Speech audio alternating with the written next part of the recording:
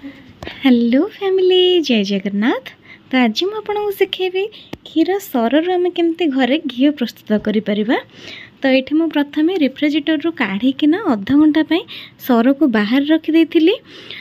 तापर मुझे blending jar रे ठंडा पानी देकी किंबा आपण आइस नहीं करें से पर्यंत ब्लेंड कले जे पर्यंत क्षीर आउ सरटा अलग न हो जाए। तो देखो ये मोर गोटे मासर सर थिला, तो मोर कम क्वांटिटी है आपण क्वांटिटी हिसाब रे देखिकी करेंगे। तो किसी समय पर देखूँ ये मोर सर और क्षीर एकदम से बढ़िया भाव अलग हो जाए। देखुं तो केते बढ़िया दाना दाना है कि अलग हो जाए। तो यहाँ को मुझे गोटे जगह काढ़ी नेली और ये आराम से एमती बॉल हो जाता। तो आप जानवे कि परफेक्ट भाव माखनटा बाहरी। तो तापर मुझे गोटे जगार चिल्ड वाटर सहित किसी आइस नहीं जाइली, जेहेतु मो हाथ में धरी पार नी ना, तो मुझे आइस नहीं गली जो मतलब इजी है। तापर मु आइस रेटा को पकेली पुणी बाहर कली।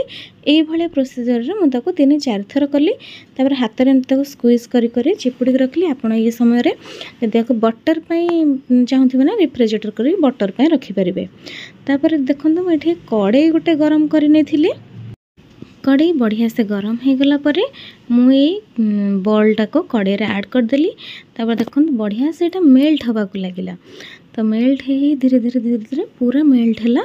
मेल्ट होके एमती फेण भाया बाहर। तो आपड़ देखिए आप क्वांटिटी हिसाब रे जगह छोट बड़ करके नेबे, नहले बाहर को उतरी आसबार चांसेस बहुत है।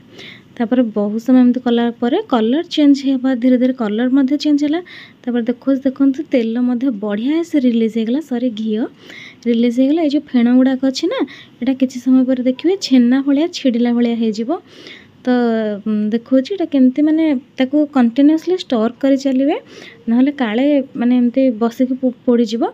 तो आपन कंटिन्यूअस एमती स्टोर कलापर देखो छेना भाया एमती तले बसीज आ घी है बोले केमती जानवे जितेबाला यहाँ एकदम कला हो जानवे जे माने घीटा एकदम रेडी हो गला। धीरे धीरे तार कलर चेंज हे चलो एकदम से कला हम। आते बढ़िया बास्ना आसूला।